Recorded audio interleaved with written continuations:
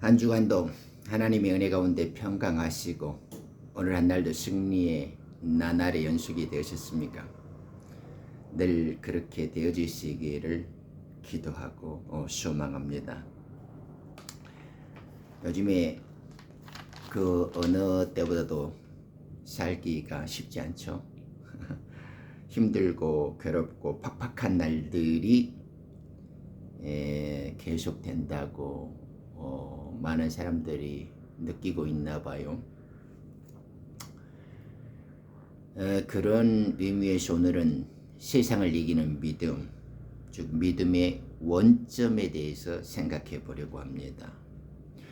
도대체 하나님을 믿는다고 하는 사람들이 왜 이렇게 죄에서 자유롭지 못하고 밥을 먹고 사는 것에 대해서 겁을 내고 두려워하는지, 그리고 말로는 믿는다고 수없이 떠들어대면서도 속으로는 불안과 걱정과 괴로움 속에서 설쳐대는지, 그것은 성경이 제시하는 바른 믿음에 대해서 알지 못하고 바른 믿음을, 올바른 믿음을 가지지 못한 탓이겠죠.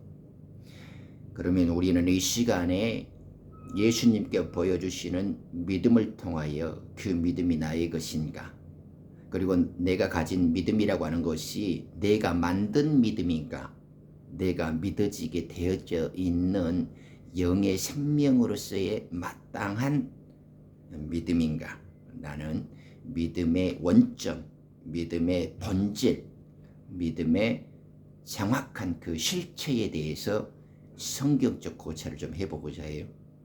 믿음 너무나 흔하게 나불거리죠. 그런데 딱 믿음의 실체를 간단하고 쉽게 잘 이해하지 못하는 것 같아요.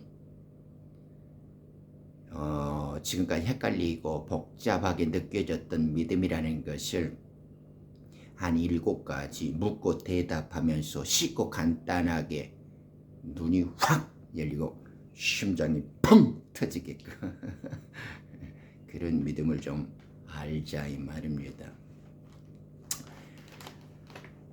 제가 이렇게 가까이 계신 분들을 보면 믿노라고 하면서도 늘 부자연스럽고 답답하다 굴고 현실의 고통에 신음하는 것들을 많이 봐요. 그런 분들이 생각난 이유도 있고, 도대체 저렇게 수십 년 동안 교회를 다니고 성경을 보면서 믿음 생활한다고 떠들어대는데 어떻게 저런 우유부단하고 애매모호한 삶이나 성경적 지식으로서의 믿음을 말할 수 있을까 걱정된단 말입니다. 요한복음 16장 17절은 그런 우리들에게 예수님께서는 아주 잘 가르치십니다. 16장에 이런 말을 하죠. 21절부터 보면 여인이 해산할 때면 그 때가 다가옴으로 근심하나 아이를 낳고 나면 사람이 세상에 태어난 기쁨 때문에 더 이상 그 고통을 기억하지 아니하였느니라 이러죠. 이제 예수님께서는 내일 이제 6월절 어린 양으로 십자가에 달려서 우리의 죄와 세상 죄를 제거하려고 이제 죽으신단 말입니다.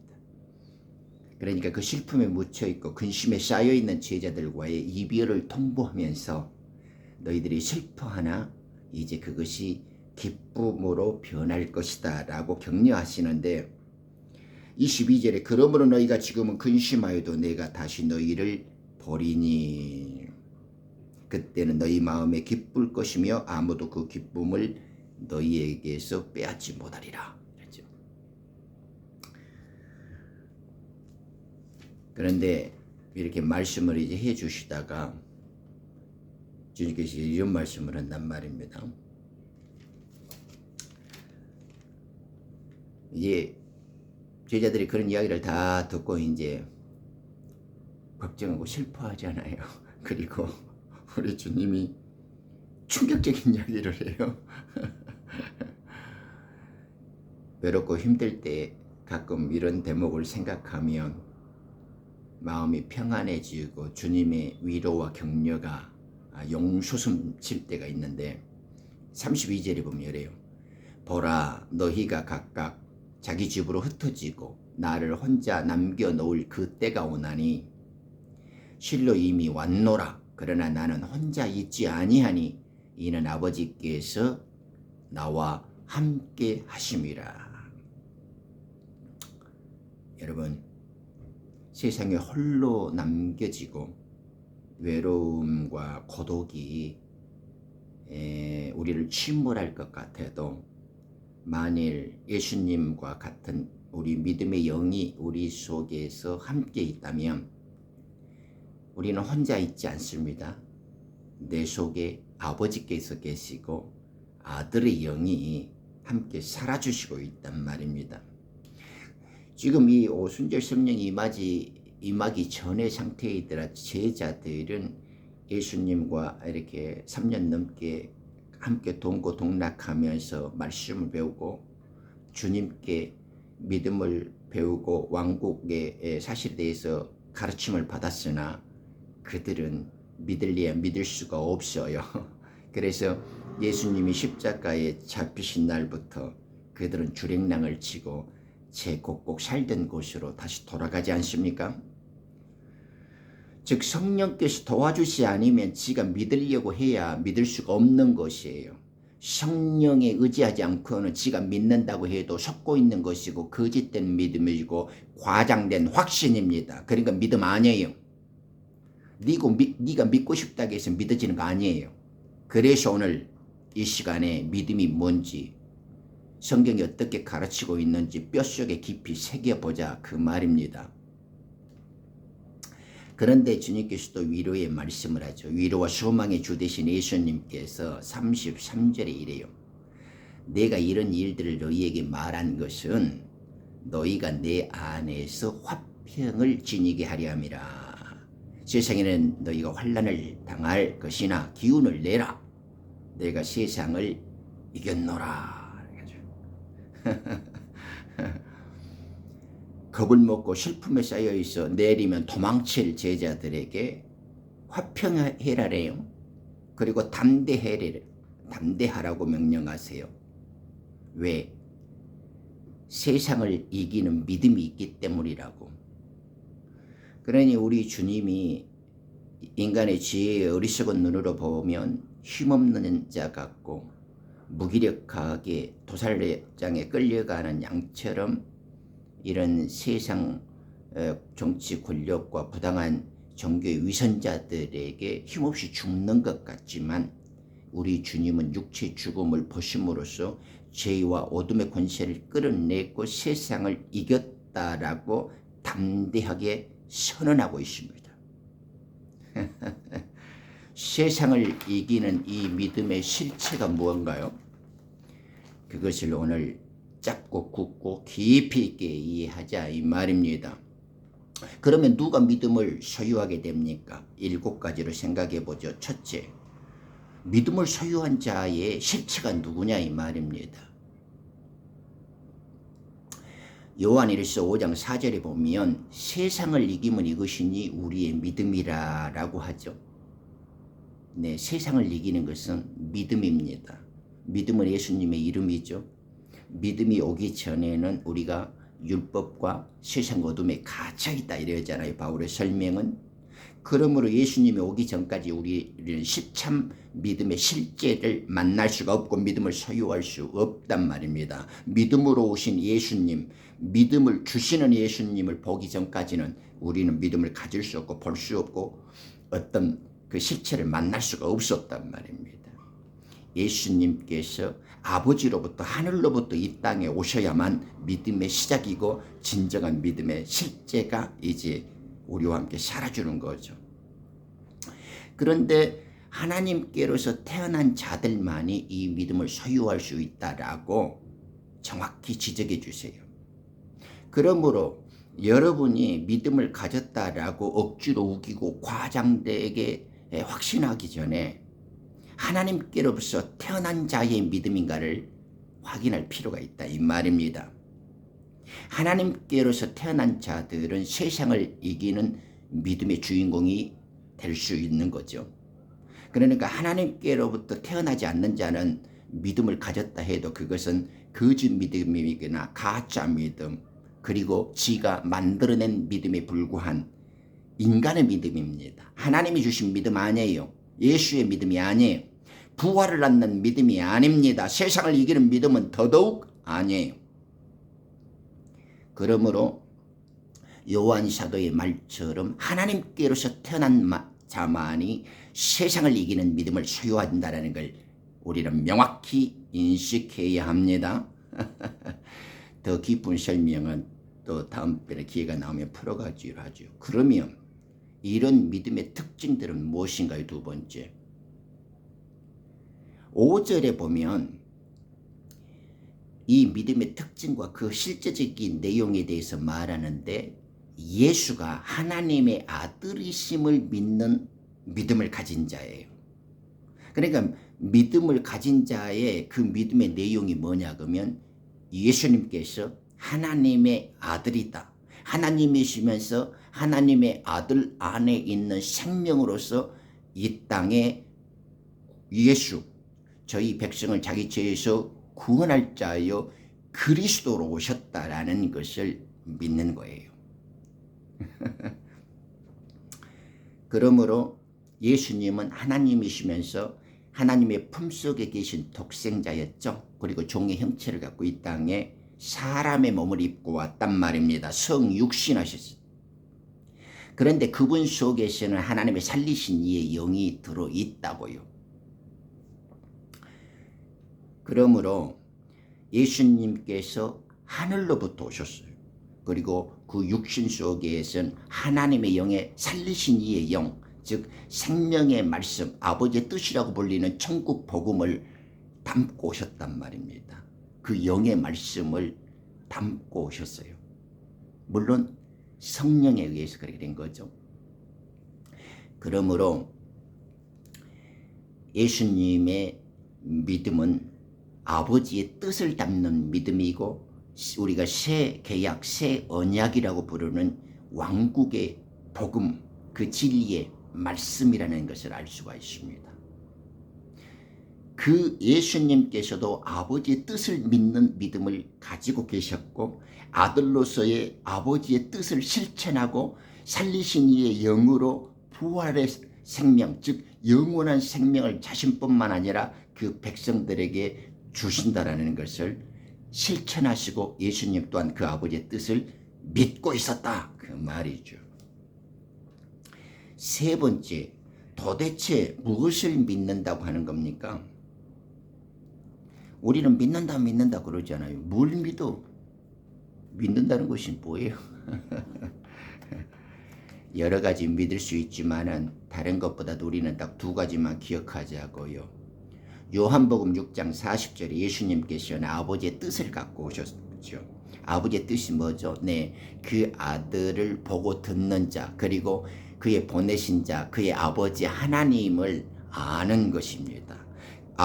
그 보내신 자 하나님과 그 아들을 믿고 그 아는 자들, 깨닫는 자들 중에서 영생을 주시기로 약속된 자들, 그들에게 구원과 부활을 주신다라는 거예요. 그 약속이 하나님의 뜻이에요. 그러니까 아들의 말을 듣고 믿는 자는 영생으로 옮겼고 사망에서 생명으로 옮겼느니라, 이렇게 말씀하시잖아요.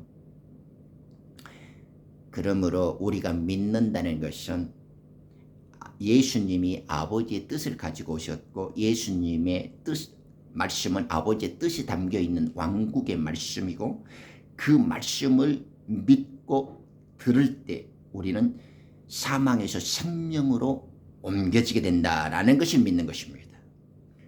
또한 로마서 4장 13절에 보면 약속을 말씀하셔요. 예를 들면 아브라함에게 너와 내 씨가 이 세상의 후사라고 하죠. 우리 상속자가 되리라 하는 그 약속. 이 약속을 믿는 그 믿음을 하나님은 의롭게 여겨주셨다 이 말이죠. 그것이 우리는 믿음의 의로움이죠.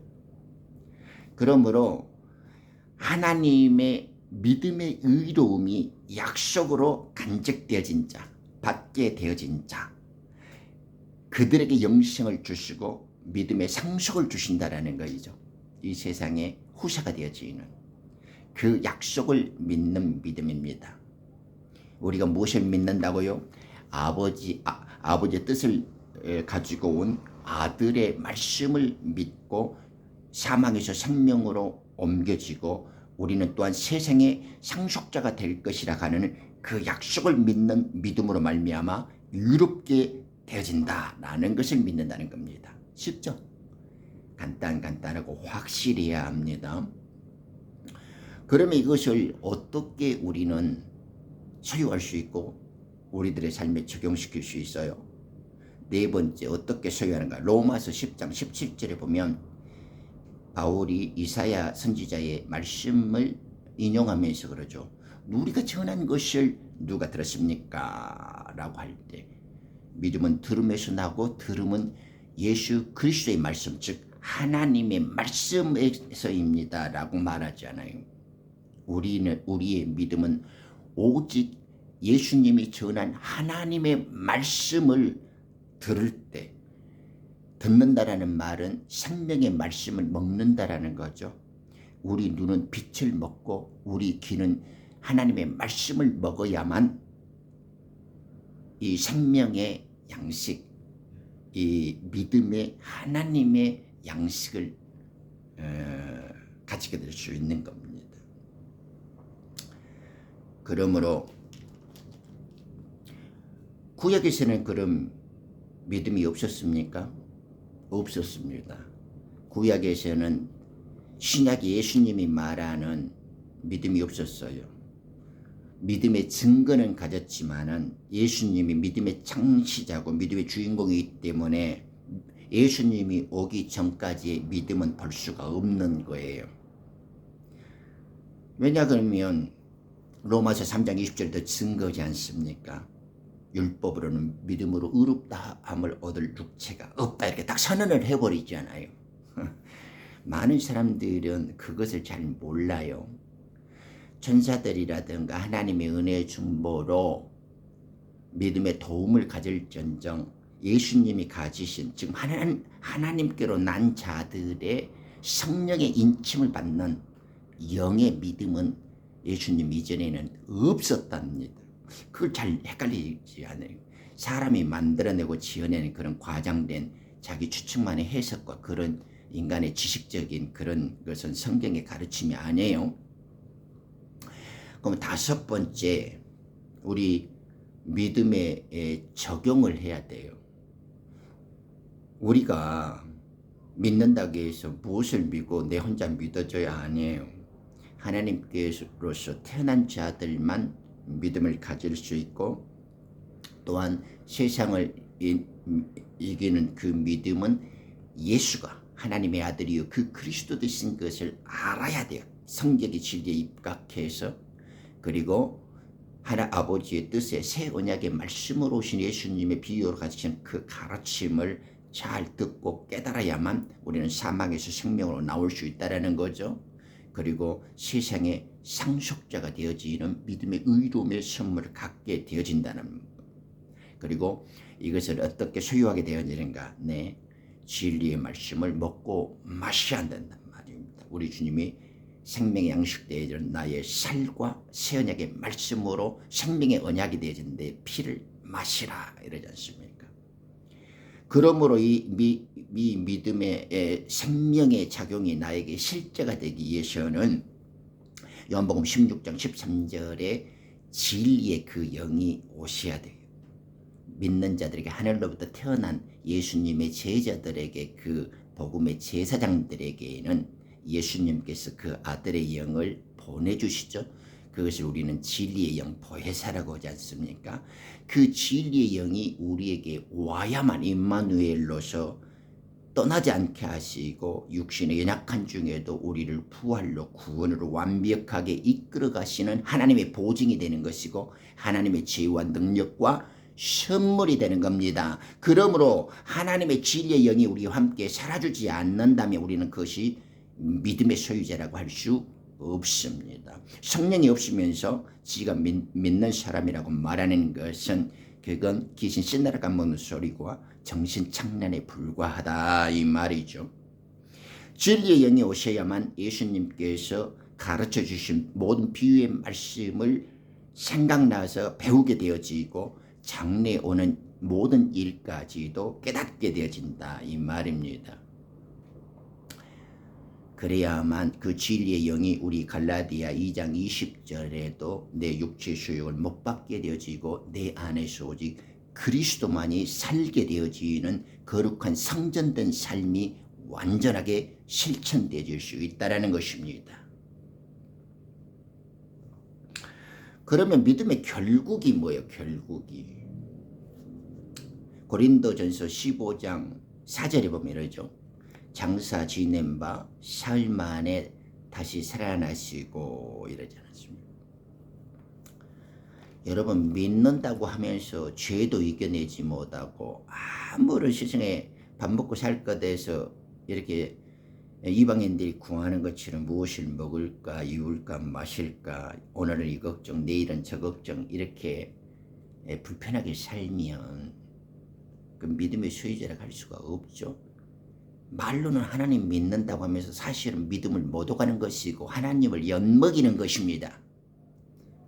어떻게 이 믿음을 알고 어떻게 믿음을 적용시키길래 이방인이나 귀신 무당처럼 살면서 믿음을 소유한 자라고 착각할 수 있냐 이 말이죠. 믿음의 결국은 우리가 부활하는 것입니다. 살리신 이의 영이 있었기 때문에 그 거룩한 하나님의 영 성령의 능력으로 예수님도 육체는 죽었지만 그 속에 살리신 이의 영이 있었기 때문에 육신의 껍질을 벗고 부활의 몸으로 3일 만에 다시 살아나셨잖아요. 마찬가지로 예수의 믿음의 영을 우리가 똑같이 가졌고 하나님께로 태어난 자라면 우리도 예수님처럼 그 살리신 이의 영, 아들의 영이 임재했기 때문에 우리도 육신의 껍질을 벗을 때 혹은 살아생전에 주님이 다시 오실 때 휴거되어질 때 우리는 부활의 몸을 입게 된다는 말입니다. 우리는 이제 믿음의 결국이 부활 생명을 소유하는 것입니다. 이 땅에 죽고 육체를 벗는다 해도 부활되어질 몸이고 살아서 호련히 변화되어져도 부활 생명으로 다시 오시는 신랑 예수님을 맞이할 휴거 신부로서 부활되어지는 거죠. 피조물에게 부활의 영광이라는 것이 부활이 뭐죠? 네, 육신이 껍데기를 벗고 우리 속에 들어있는 본래 하나님의 형상, 하나님 본체로서의 하나님의 형상을 회복하는 겁니다. 하나님의 몸으로 변화되는 걸 우리는 부활이라고 해요. 우리 하나님은 영원한 생명으로 계셨고 창세전부터 영원한 생명으로 말씀으로 있었기 때문에 우리는 그분을 보고 만질 수 있고 대화할 수가 없었죠. 그러나 이제 우리가 부활을 하게 되어지면 말씀으로 계셨던 영원한 생명이신 하나님을 보고 듣고 말할 수 있고 만지고 이제 함께 생활할 수 있는 생명으로서 존재하게 되어진 거죠. 그것이 하나님 본체의 형상을 회복하는 것이고 말씀을 완성하는 것입니다. 그래서 혈과 육으로 하나님 나라를 받을 수 없기 때문에 우리는 부활 생명으로 하나님의 나라를 만날 수 있고 하나님과 뵙고 생활하게 될 수 있는 거죠. 감격스럽죠. 그러므로 부활의 소망이 굉장히 크죠. 그 다음에 이제 믿음의 완성을 우리는 바라봐야 됩니다. 우리가 믿음을 어설프고 애매모호하게 그리고 사람의 지식이나 교리로서 믿음을 이해하고 알아왔기 때문에 우리는 아직까지도 늘 율법적인 정죄와 이 죄의식과 이 육신적인 정욕 이런 사람의 그 차원에서 육신의 차원에서 벗어나지를 못한단 말입니다. 그러므로 사망에서 영생으로 갈 수가 없어요. 요한복음 5장 24절처럼. 그리고 이사야 61장 1절에 보면 우리는 갇힌 자고 눌린 자고 이 포로된 자잖아요. 여기서 해방돼야 되고 자유를 얻어야 되는데 우리는 온전한 믿음을 소유한 자가 아니면 이런 포로된 자에서 자유하고 눌린 자에서 갇힌 자에서 풀려나지 못한단 말입니다. 이 인간적인 찌꺼기의 욕망과 세상에 보여지는 이 질병이라든가 죄의 권세라든가 이 어둠의 영으로부터의 그 압박들을 우리는 당해낼 재간이 없는 거예요. 세상을 이기는 하나님께로부터 그 믿음의 영만이 우리는 이것을 이겨내고 자유함을 누릴 수 있단 말입니다. 이 진리가 우리를 자유케 하고 승리케 하는 거죠. 그 다음에 고린도후서 3장 17절에 주의 영이 계신 곳에서는 주는 영이시고 주의 영이 계신 곳에는 자유함이 있다 그러지 않아요. 만약 우리 속에 주의 영인 하나님의 그 영 거룩한 성령이 계신다 하면 우리는 진리 안에서 자유할 수 있고 우리는 하나님께서 주시는 평안을 누릴 수 있습니다. 그것이 세상을 이기는 믿음을 정당한 모습이죠. 그러므로 우리가 성령의 자유의 법으로 이제 나올 수 있는 겁니다. 요한복음 16장 25절에 보면 때가 되면 이제 다 밝히리라 이러잖아요. 하나님께서 비사로 너에게 일렀거니와 이제 때가 되어지면 숨기지 않고 모든 것을 다 밝혀주신대요. 그런데 아직도 성경에서 제일 중요한 하나님의 약속, 신랑 약속을 그날과 그 시를 모른다는 이 도둑놈들, 이 상양아치들, 이 거지 중에 상거지들이 교회라는 이름으로 성전을 더럽히고 있단 말입니다.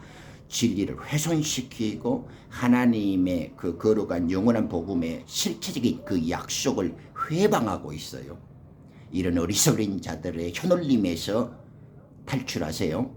그런 자들의 이 뺨을 갈겨버리고 이 빨을 뽑아버리기를 바랍니다. 그런 애들은 다 소경된 자들이고 거짓 예언자들이고 하나님의 참 성도들 미워가는 적그리스도의 앞잡이고 죄악의 종자들인 것을 이제 여러분들은 놓치지 않겠죠. 히브리서 11장 6절에도 그러지 않습니까? 언제나 믿음이 없이는 하나님을 기쁘시게 하지 못합니다. 믿음은 하나님께로서 난 영의 생명들만 소유할 수 있습니다. 좋은 밭에 뿌려진 씨앗, 천국의 아들들, 거룩한 신부들만이 하늘로부터 온 믿음을 가질 수 있어요. 예수님은 하늘로부터 오셨기 때문에 살리신 이 하나님의 영이 함께 했죠. 마찬가지로 우리는 생명 안에 있었던 영원한 씨, 생명의 말씀이라는 그 씨 안에 예수님과 함께 본질적으로 같이 있었기 때문에 그 믿음의 영을 동일한 생명으로서 가지고 있을 수 있죠. 그러므로 하늘로부터 난 자들만이 믿음의 영을 동일하게 소유할 수 있다는 사실을 정체 원리로서 잘 깨달은 복된 시간이 되시기를 바라요. 영이 오셔야만, 진리의 영이 오셔야만 우리가 모든 진리로 인도함을 받을 수 있다라고 이렇게 예수님은 가르쳐 주시죠. 즉 성령이 우리에게, 즉 믿음의 영이 우리들에게 온전히 온다면 눈과 귀가 열린다라는 것입니다. 모든 장세전의 비밀과 다시 오시는 신랑 예수의 추수의 비밀이 밝혀진다는 겁니다. 우리의 눈과 귀가 열리고 하늘을 바라볼 수 있어야 돼요. 하늘의 비밀이 풀린 것을 듣고 볼 수 있어야 된단 말입니다. 그것이 진리의 영이 우리를 모든 진리로 이끌어간다, 인도하신다라는 표현입니다. 그러므로 성경을 부분적으로 알고 자기가 이렇게 못한다고 해서 성경이 이럴 것이다라고 말하는 자들은 그것은 죄악의 종자들이나 상양아치들이라는 걸 알 수 있죠. 지금은 부분적인 것들이 폐하여지고 이미 66권의 말씀 속에는 다시 오시는 예수님의 재림에 관한 비밀들이 완벽하게 계시되어져 있고 그 약속이 성취되어져 가고 있단 말입니다.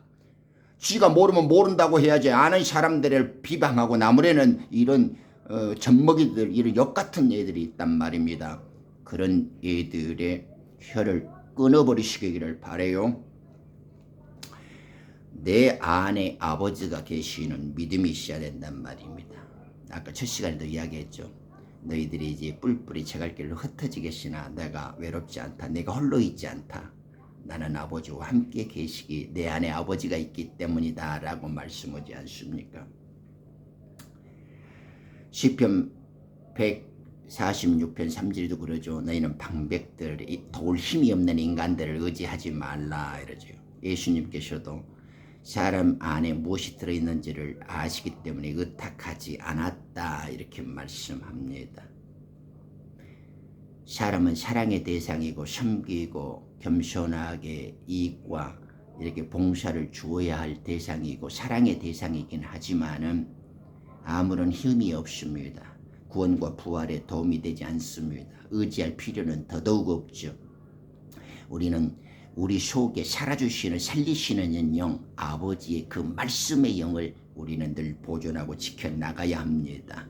우리 속에서 선한 일을 계획하시고 마음에 소원을 주셔서 일하시는 아버지를 바라보고 소망해야 합니다. 그분이 세상을 이기게 하는 힘이요 지혜요 보물입니다. 그러니 도울 힘이 없는 인생도 환경도 그런 거 의지하고 선택하지 마세요. 내 안에 아버지가 계신다는 그 믿음, 이 살리시는 이가 나를 구원과 부활 생명으로 이끄신다라는 것, 그리고 다시 오시는 신랑 예수와 만날 때까지 이것이 책임있게 은혜롭게 그리고 완벽한 승리의 언약 아래에서 경주될 것이라는 그 믿음을 우리는 소유해야 합니다. 만약에 우리가 이렇게 외국에서 살다 보면 아직까지는 국제 기준 통화라는 것이 달러잖아요. 큰 일을 하게 되어지면 지금이야 보편적으로 여러 개 쓰는 나라들이 많지만 예를 들면 작은 나라에서 다른 나라 돈을 준다 그러면 어디 아프리카 사람이 여기 와갖고 자기 돈을 내려면 그건 지 나라에서 돈이지 여기에서 그걸 누가 돈 취급을 해줘요? 마찬가지입니다. 지는 혼자 지 생각에서 지 알량한 재주와 지식으로 이것이 나의 믿음이고 이것이 참된 믿음일 거라고 말하는 것은 마치 아프리카에 아무 의미가 없는 화폐 종이를 갖고 와갖고 이것이 돈이야 라고 국제사회에 내미는 것과 똑같단 말입니다. 어딜 가나 통용될 수 있는 달러와 같이 성경이 제시하는 예수 믿음의 영 하늘로부터 내려오는 선물 자기 아들들에게 주시는 아들의 영의 믿음을 가져야 된다 이 말입니다. 그러므로 오늘 이 시간 믿음의 현 주소를 보면서 각자 소유하고 있는 그 믿음의 실체가 하늘로부터 난 자들이 가지게 되어지는 정당하고 바른 믿음인가 옳은 믿음인가를 한번 체크해 보시기 바랍니다. 그래서 계시록 19장 10절에 보면 예수의 증거는 대언의 영이다 이렇게 말하죠. 진리의 영이 우리에게 오셔야 된다 그랬죠. 그래야 예수님의 가르침을 이해시켜 주죠. 우리에게 예수님의 증거는 대언의 영이다 말은 지금 예수님은 2000년 전에 오셨다가 아버지께로 올라가셨단 말입니다. 그렇지만 영으로 우리에게 진리의 영으로 다시 오셔서 살아주고 있어요. 즉 그 말이 뭔 말이냐 그러면 예수님이 직접 제자들에게 가르쳤죠. 하나님께서는 아브라함에게 직접 말씀하셨단 말입니다. 예수님은 제자들에게 직접 가르쳤어요. 그죠?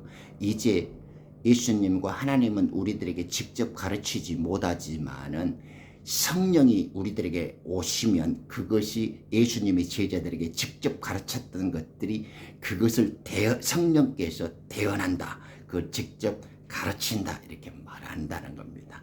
그러므로 예수님의 말씀이 우리에게 다시 오셔서 가르쳐지는 방법은 진리의 영이신 아들의 영, 그 믿음의 영이 우리들에게 오셨을 때 예수님의 말씀을 마치 다시 태어나서 예수님이 우리를 가르치는 것이 그 성령께서 우리를 가르친다. 그것이 예수의 증거는 대언의 영이다라는 뜻이에요. 너무너무 놀랍고 감사하죠. 오늘은 믿음의 원점, 내가 믿는 믿음인가, 내가 믿어지는 믿음인가, 내가 하늘로부터 태어난 자로서 하나님께 당연하게 받게 되어지는 믿음인가, 이것이 하나님을 기쁘시게 하고 세상을 이기는 믿음인가, 이 믿음의 실체, 그 믿음의 본질, 그 믿음의 원점에 있어서 다시 생각해보고 성경이 제시하는 믿음의 자신을 한번 비추어서 확인해보자 라는 귀한 시간을 갖게 되었습니다. 귀한 시간 내주셔서 감사합니다.